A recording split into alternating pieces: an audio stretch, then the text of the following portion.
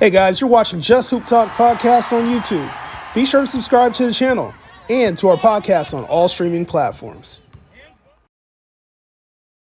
And welcome to another episode of Just Hoop Talk. You're with your hosts, Justin Henry and Will Thompson, man. Today we got a very, very special guest, Leo Beas, man. What's up, Leo? What's up, guys? I'm excited to be here, man. Long time no talk. Too bad we couldn't hoop downtown where I was going to ball both of you up, but, that's another story for another day. Man, we'll see about we definitely got to check that out, man. But really curious, man, being it, just having a lot of access to the NBA, having access to the Sacramento Kings. Want to hear a little bit about who you are, your background, tell our audience who you are, and then also a little bit of just your expertise on what's going on right now and where you think things are headed. So I guess just kind of start off by telling us like who you are, talk about Cowbell Kingdom, etc. Right. So I consider myself a media entrepreneur. And then this journey started as a sophomore in college. I went to the University of Nevada, Reno, where I graduated in Stockton from Franklin High School. I went to a great journalism program. I met a lot of great people. And then I got linked up to another blog that I started off with. It was King Scoop. It no longer exists, but that's where it all started. And from there, it just progressively got better, and I got better. So like everybody else, with more repetitions, you get better naturally.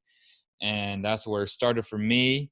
I would take full-time classes while also traveling from Reno to Sacramento 41 times a year. So that was big sacrifice from my end because, I didn't really have a party life, or I maybe went out like 3-4 times in 4 years. So I was pretty focused, and some people ask me if I regret it or not. I don't, because it got me to where I am today. And I thank God for that. And I'm pretty strong in my faith, and I believe everything happens for a reason. If you put the work in, like I tell everybody that reached out to me, all the young guns, kids in high school, I always take time out of my day to respond to them in a timely manner, because a lot of people that are not my colleagues, like a Jason Jones, they took their time to really help me out, or just answer a couple questions that I had. So I always take that accountability and that leadership role to really help these kids. And I always keep it 100 with them. I'm like, man, this ain't gonna come to you. Like, this is hard. This isn't a one day and Rome is built. Like, no, like this takes time. Like it took me, legitimately 4 years to really build Cowbell Kingdom to what it is today. And I think the moment where I realized that if you want to transform this into a business that was profitable was probably the second year, because the first year was just a website when I had the opportunity to purchase it right out of college. I had the opportunity because, as I said, I worked from my sophomore year to my senior year, and all the PR department, all the reporters knew me, players knew who I was, and I obviously did good work. So that got approved. I was credentialed already, so it just made sense for James Ham, who is now with NBC California, to essentially sell it to me out of all the people that I assume wanted it. But at the time, it was just a website. It was part of the ESPN True Hoop Network. And as you guys know, when Grantland.com went down, the entire True Hoop Network went down, and we became independent. So I had to make a decision. And, I was like, well, I'm a guy that creates content. I'm familiar with the video. And so we went the visual route, and away from just the Google ads on an article. I mean, people don't really read nowadays, right? So we had to really start our Instagram page, and then from there it just took off. And 4 years later, we're here. Hey, I love that. Yeah, that's dope. And I think I want you to talk a little bit about how you took that to the next level, because from what I can tell, you use social media really well. So like I'd like to hear a little bit about kind of just your general strategy with like social, and how you elevated the brand of Cowbell Kingdom strictly through Instagram, right? Because that stuff is free. Yep. Like anybody could do that, right? Absolutely. And right there, where after that 1 year, I brought in Emmanuel, who was my cousin. He was still in high school. I remember his first game, and we always make fun of his stuff because I remember when I had you on, we're like, man, our first pictures were fucking awful, or like our first work was awful, right? And then you just progressively grow from there. So he was the one like, hey, man, we should just start an Instagram page. And I was like, at the time, I was like, no, Twitter. But I'm like, no, but we're moving away from articles. So, yeah, Instagram is the way to go. So we built the Instagram page, and we had a following. From there, we had to make a conscious decision of, okay, how can we monetize this and how can we grow this into something bigger? And that's when we started brainstorming. And, you live and you learn, you make a lot of mistakes.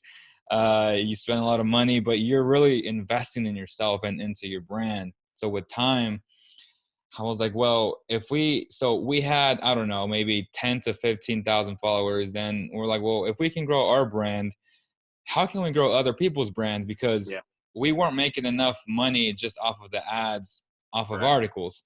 Yeah. And at the time I was really fucking good at writing articles. Like I did a long stories, like long features, but it just wasn't generating enough money. So I was like, well, let's build other people's brands. So we kind of transformed into a digital media agency at the same time covering basketball, which is what we love, right? Mm-hmm. So that aspect is there. We love basketball. We play it, we breathe it, we eat it. But we also started, packaging up deals for local clients to where it was like, well, it's not enough to say, well, this podcast is presented by, Zoom. Like, no, like you have to do more and give them more value. How can we provide more value? So that's the way we went about it. We'll just create content for you. We'll create your own brand. So we packaged it up in their own deals. And then we just, became this, it was crazy. Dude, that's awesome, man. And it's cool how you've used it. Kind of was almost like a shift in dynamic of the company of the brand itself, man. Where you took it from just blog articles to now being a media company, and I'm assuming that led to new opportunities, not just with the brands, but with the sports itself. Talk to me a little bit about how you've leveraged that into like what it is today. Yeah. So I think Cowbell Kingdom is a community. It's a brand in Sacramento. We have merch. Obviously, I don't like to buy the merch in bulk and have it in hand because I don't want to go deliver stuff, and that's a whole separate conversation. So what we did was all creative ideas that we had. We essentially made. First, it was a Spreadshirt website, which was awful because they would cut a lot of the money out and keep it all. But then Teespring came along, and Teespring's pretty solid. So if you do have, good ideas, good designs, that's a great platform to use. It's social media friendly, where if you have enough subscribers, you can link it under your YouTube channel. And again, they're growing and they're growing with Instagram, and some Instagram stores can already have that little icon in where the IGTV is, where your timeline is. So they're progressively growing. So right now it's a great time to jump on Teespring. If you have creative ideas, like our very first one that was solid was it was the emoji of a fox is greater than ball. So at the time when they drafted De'Aaron Fox and Lonzo Ball, that was a huge rivalry. Like that shit sold like hot potatoes, and everybody had it at summer league. Like everybody in Vegas had that shirt and the sweaters. That's dope. So that was dope. So I was like, man, that was one avenue, but obviously we didn't do it for the money. We did it for the brand exposure. Yeah. And that's the thing. Like, how are you approaching your business? Are you doing it to make money? Are you doing it to grow? These are all questions that you have to ask yourself. And obviously I've been blessed to have a guy like Emmanuel, who was blood, obviously, but again, a guy that I can trust. And he's really helped us elevate Cowbell Kingdom to what it is today. And this year we became an LLC. Obviously, the first 4 years I was a sole prop, so that's a big move. But that also means that you got to pay a lot more taxes, and now everybody's an employee, and you have to pay workers' comp. So it was going really well, and then coronavirus said, no, let me stop you, man. So it was supposed to be a huge year for us, but at the end of the day, we have to find a way to really rebound from this, grow from this. All of us, we have to really meditate and just like I'm praying, man, and that's it. Like I have to put my faith in God, and hopefully we get back on track to where we're projected to. Facts, man. Well, and I want to kind of talk to you about that and having the intel that you do and the media credentials, and make sure that you've heard something going around, whether it's through the players, through the association, through the media itself. Talk a little bit about your thoughts just overall on the NBA game, coronavirus impact, just the world, the state of basketball that we're in today, man. There's nobody, nobody's playing sports right now. We don't know in the foreseeable future when it's really coming back, if it's going to be with fans, without fans. What are the players up to? Are they going to have time to get in shape? Like, talk to us about your thoughts on the state of the NBA right now.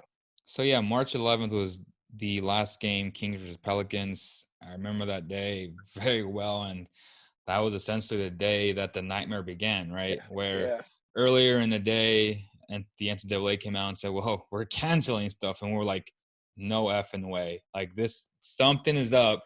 If a billion-dollar industry is on the verge of canceling their tournament, right?"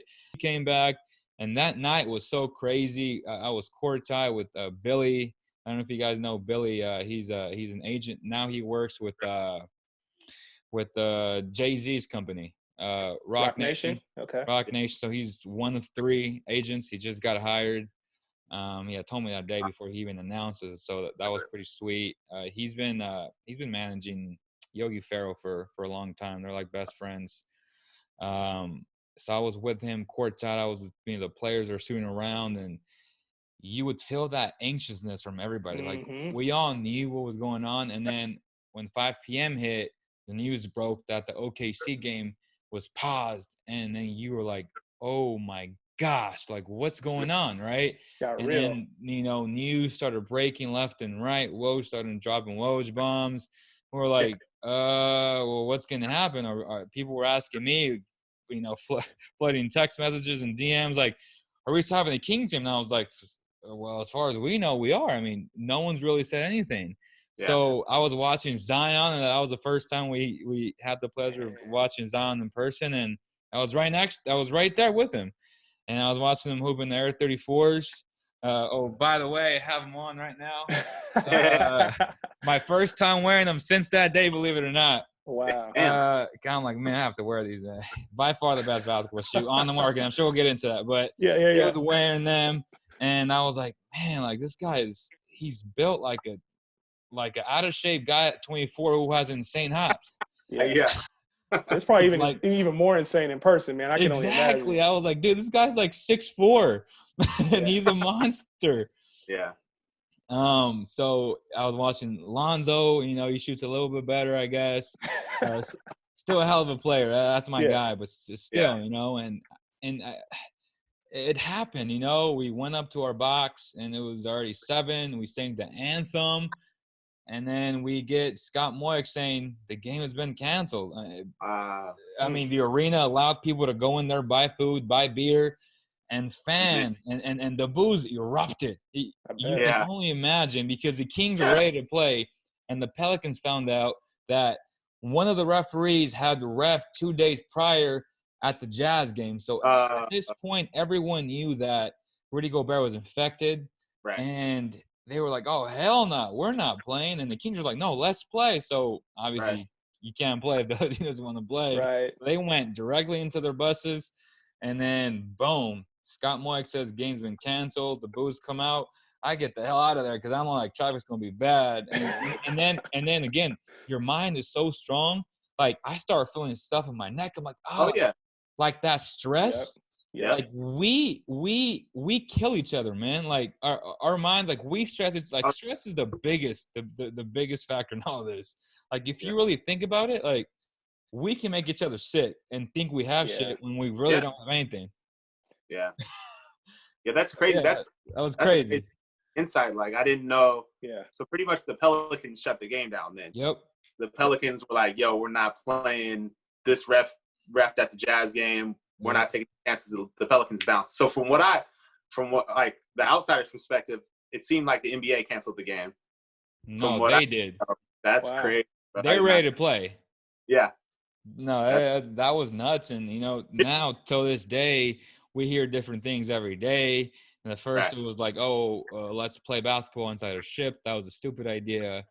And then the next one is maybe August, maybe July. Yeah. China yesterday, they delayed their start of their season, so that's bad news for the NBA because we're kind of just seeing what they do in some sense because they reopen their country. Then we have the state of Florida essentially naming professional sports an essential business now. So WWE is coming back very soon. So for all the gamblers out there, you might be able to gamble on stuff that's already yeah, it's crazy. Well, so what do you think? What do you think? Like, just kind of with your general feel of everything, you think things are going to come back to normal, like August, September? I know they've talked a little bit about having like a 25-day restart, you know, a re-jump, potentially a playoffs in August. Las Vegas. Like, what do you think? Just, I know nobody knows the answer to it, but like, what's your thoughts on that overall? So with Florida opening up, that just tells me that I feel like, and I said this on my podcast, which I just did like an audio 15-minute podcast yesterday just to review some stuff and just catch people up. And my general feelings is that California and New York will be the final two states. So when Trump does open up the country again, it's going to be gradually. Some states haven't been affected, obviously, as much as other states. So some will open up.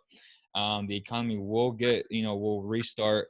I just feel like our state and New York will be the last ones. And with Florida yesterday, essentially saying, oh, we're going to open it up means I can see the Kings playing in these vacant arenas in different states, which would be unfortunate because, not playing basketball without fans and not having that home court advantage is going to really affect you in some sense because that's where role players play well.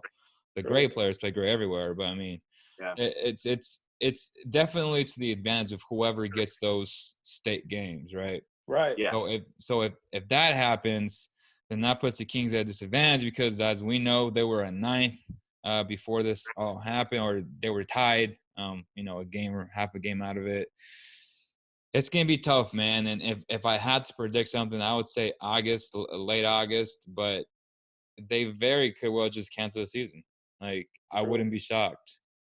Yeah, I think what's interesting is like if they start in August, where does that push the next season? Exactly. And that changes the NBA schedule forever, or forever. Like forever. That would change a season forever because now you would start the NBA in December, close to the Super Bowl, which a lot of owners and the ex-commissioner kind of like the idea of it because everybody knows that the NFL dominates September, October, November, and this would get and people start watching basketball after Christmas, right? This would actually be, from a strategic standpoint, a good opportunity to start your seasons in December now. Yeah. And again, that kind of messes up the timeline of everything. So I don't know, because if they do make that switch, I feel like they're making that switch forever. Yeah. Yeah. Or and it's do like a short season that starts in December, but then how does that affect players' legacies? Like scoring totals and games played, and So now our finals would probably be August, maybe? Yeah, no, like July, August, somewhere around there. Late July. So there's no more summer league. It's going to be fall league. Or I don't know. Like it's just going to like be everything to get moved up differently. Yeah, even like the Summer Olympics too. Like there'd be no way to play those. Yeah, it's cool. The thing is, the NBA has never really done that because they're afraid that they don't get enough people in the summer. But I feel like with this new wave of social media, people really ask for basketball in the summer. So I don't think it'll be such a big issue as it would have been in the early 2000s or even in the 90s and the 80s. Now it's like, no, like people, like basketball has become a 365-year thing now.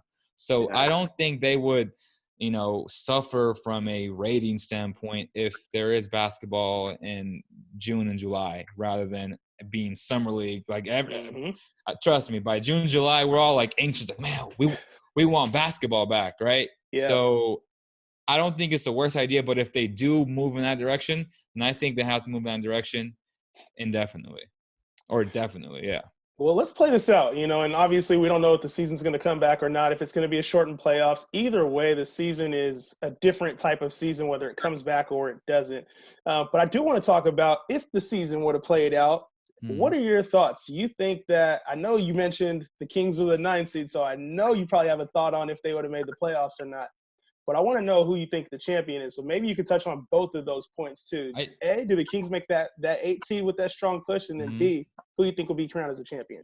I think in that moment, they were one of the hottest teams in the NBA, and not being biased, obviously I am biased, but I think they would have made it just on the fact that Jaren Jackson was injured with the Memphis Grizzlies.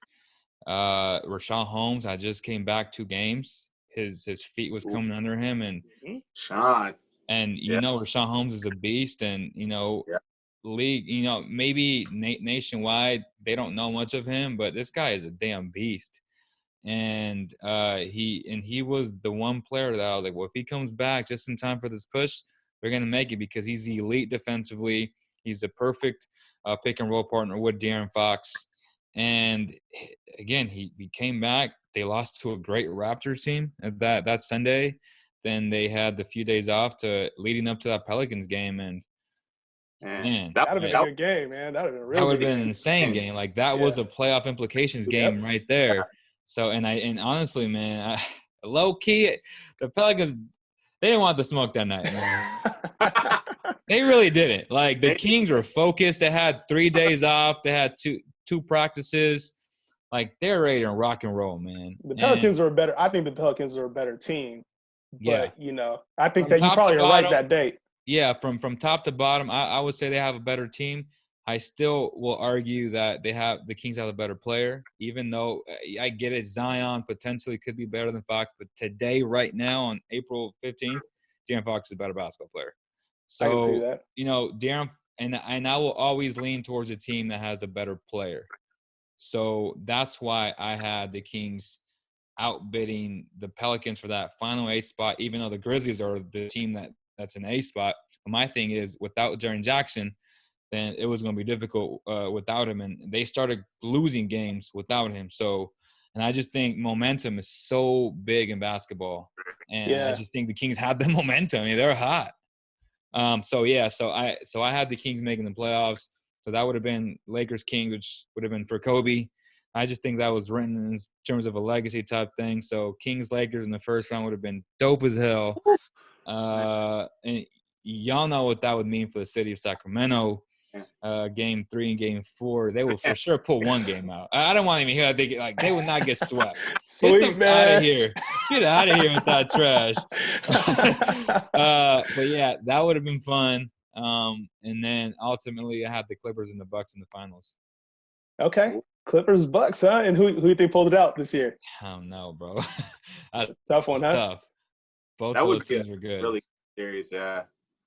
It was crazy. Yeah, I was really looking forward. Like that would have been the energy in Sacramento to have the first playoff game in years, man, and then to have the first playoff game at Doco, and then for it to be the Lakers as well is like, yo, bro, that would have been nuts. a lot of younger people don't understand what it was like when the Kings are in the playoffs in Sacramento. Like, dude, that energy, man. Even as a Lakers fan, Justin, I know you were like, yo, it gets wild. Yeah. That just dives in with their team, man. There's nothing else going on. We were like all Kings all day. Yep. That was crazy back then. The takeover was there, dude. It was like the Lakers, because there was damn near as many Laker fans as there are Sacramento Kings fans in Sacramento. But it's like it was such a passionate thing because of that, because they're both California teams. And it was like Sacramento had finally got on that place where they were one of the elite teams in the league. And the Kings fans are passionate, man. They were waiting for that moment. And I think it would have been a very different, a very similar type of feel this time around as well. That would have been fun, man. Yeah. We got rocked for sure. It's unfortunate. Well, and so I think that kind of leads to the next point too, which I thought you would have said Lakers. To be honest, I thought you would have had the Lakers. No. After AD and LeBron, your team is trash. You don't like the supporting cast at all? Like it's awful. Like it's just awful. And there's a reason why. But there's a reason why the Lakers wanted Bogey Bogdanović so bad, and it's because they need a playmaking scorer that can either come off the bench or start, because Rondo ain't that guy. You know, Kyle Kuzma needs to be set up for someone other than LeBron James. Like your cast in the playoffs would have been exposed. In the regular season, bro, like everybody wins games. It's just in the playoffs when things got tight. I don't see how your supporting cast would have responded to a cast like a Clippers who they're so deep. It's crazy to me.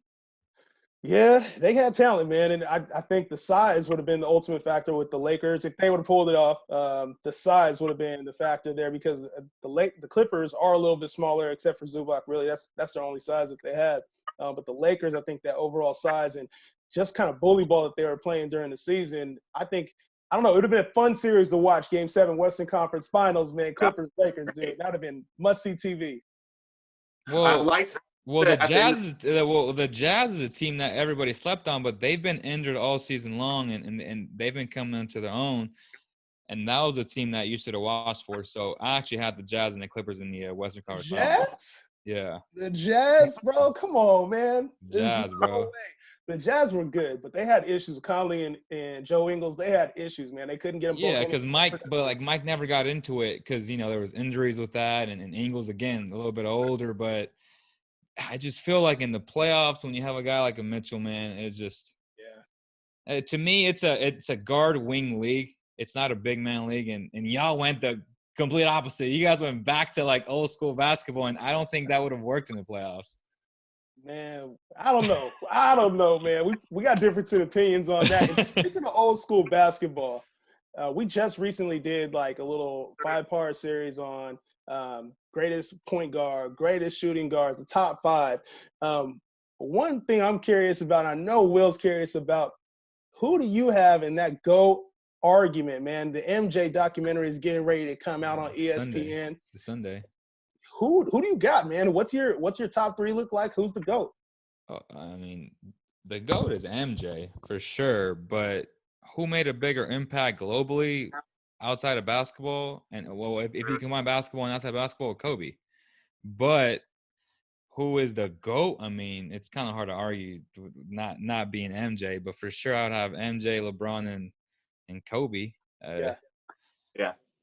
Those 3 guys. Let me see who else. I mean, you can put Magic in there.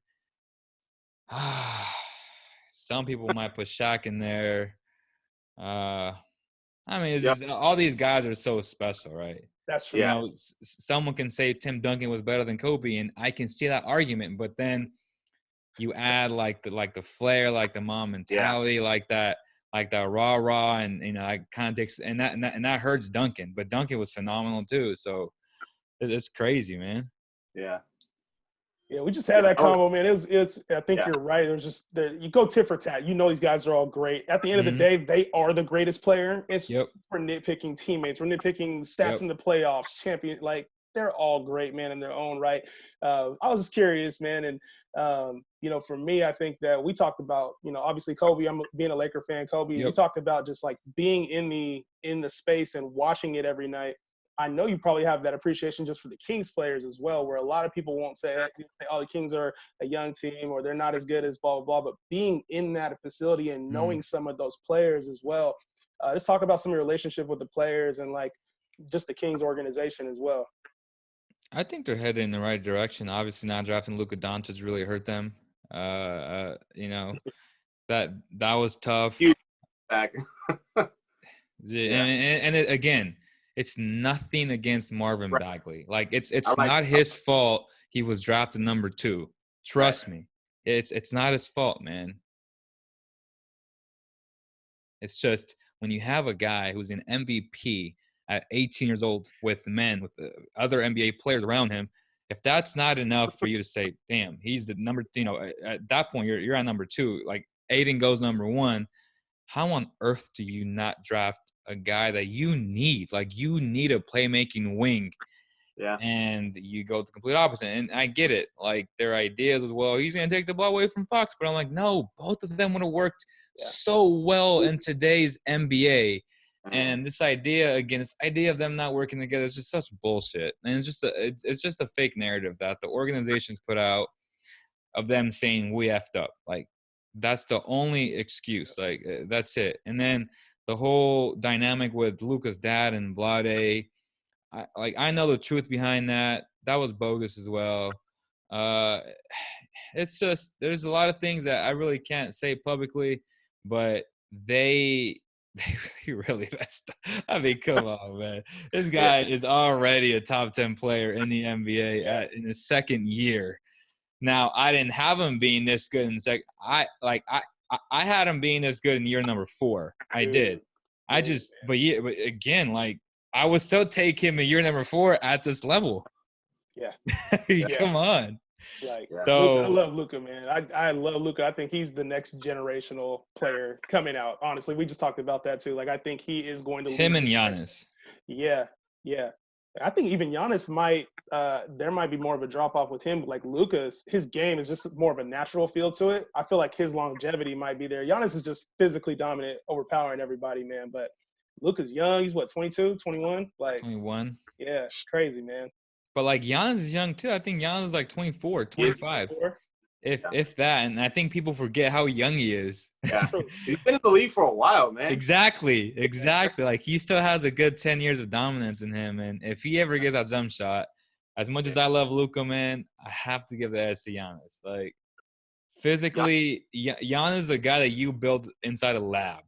Like, I want a Russell Westbrook, I want some MJ, I want some LeBron in him. And Luka is just your prototypical insane passer that has a great feel for the game, who has size that really helps him be different, right, than your average European. Like, his size really helps. And again, from a scouting standpoint, it made no sense not drafting the 6'8" point guard that can play 1, 2, 3, and 4. Like, it just made no sense to me. But again, De'Aaron Fox is a hell of a basketball player. He has a chance to be great. It's up here with him. It really is. Once it clicks in here, he very well could be a top 10 player. Like, that's how good he is, and that's how good he could be if that jump shot becomes consistent. There's times where De'Aaron Fox is rolling in, like, he's almost unguardable because he's not big, but he's, in a weird way, he's physical, you know? Yeah. He gets to the line. He's almost like a smaller version of James Harden. Like, he gets by people, finishes around the rim strong. Like, it's weird to watch him and, like, yo, how is he doing that? And you see, like, grown men get frustrated when they're guarding him. That's the biggest thing when I see him playing well. I'm like, damn, okay. Like, yeah, because everything has really slowed down for him. He's a much better passer. He sees the floor a lot better, and that's a testament to his hard work. I mean, I talk to his brother a lot, and he tells me how hard he works. You know, his first year, I would hear that he would like to just leave right after practice, not really put the work in. He got criticized for that. And obviously, we know that he's very smart outside of basketball. He loves the game. It's more than just basketball with him. Like, he's so versatile in so many areas of his life. But I think in year number 2, he really took that seriously. He put some weight on. He came back. They gave him the keys to the franchise, and he just took off. And this year, unfortunately, injuries had a lot to do with it. But the last 2 months, we've seen what year 3 Fox looks like. And if we get that consistently, like 23 and 8, I mean, that's insane. Like, that's W's all over Sacramento. Like, this kid is that good. So it looked like he was working hard on defense too, and trying to get his shooting right. It looked like he was trying to at least get his shooting right. I know at the line he was struggling a little bit, but looked like he was at least trying to make those strides to become that type of player. Right. So I'm hopeful for him. I'm not as hopeful for Bagley in terms of people saying, well, we have a nucleus. I'm like, well, your nucleus is De'Aaron Fox. And from there, that could be Buddy. That could be Bogey. That could be Bagley if everything goes right. But I've posed this question plenty of times. How much better can Bagley be than Rashawn Holmes? In all honesty, and put politics aside, because that is who I want him to be in that role. What Holmes does now is what I want Bagley to be in 2-3 years. So if that's the truth, how good will he be, and how much do you value bigs nowadays coming out of a draft? Like, again, you do not draft a big over a playmaking scorer like a Luka Doncic. Fuck, man. Man, that'll eat up at Kings fans for years, man. That's crazy. For years. The Portland Blazers Sam Bowie type of thing, man. Exactly. Hopefully he's just not that bad. Well, listen, Leo, we got a couple minutes left, man. Tell everybody where they can follow you on social media and where you're at. They can follow me at Cowbell Kingdom on Instagram, Twitter. my personal one. If you guys want to see a little bit more personal, I put almost all my personal stuff on my Cowbell account, but I put a little bit more personal stuff on my Beas one. We just actually started a Sacramento Proud page. So there, my goal with that page is to become like a 209 times, where if if you're driving and you see an accident on the road and you take 5-10 seconds, send me that video and we'll post it on the timeline and just keep people in the loop to not go that way. Because everybody's on their phone. Like, everyone doesn't want to listen to a traffic report on the radio like they want it on Instagram, and that's why 209 times is killing it. So that's my plan with Sacramento Proud. I got very lucky with the username. Someone actually handed it down to me, believe it or not. Like, they reached out like, "Hey, you want it?" I'm like, "Fuck yeah, I want it." I said, so very, very blessed. So that's one of the things I would say is the positives out of all this quarantine stuff. There you go. So that's an account that can take off and has a lot of potential. So Awesome. We'll see. Awesome, man. Well, thank you, Leo, for being on. Appreciate you. And be sure to follow along Just Hoop Talk. Another edition in the books. We out. For more NBA, college, and hoops coverage, be sure to subscribe to Just Hoop Talk podcast on YouTube and all streaming platforms.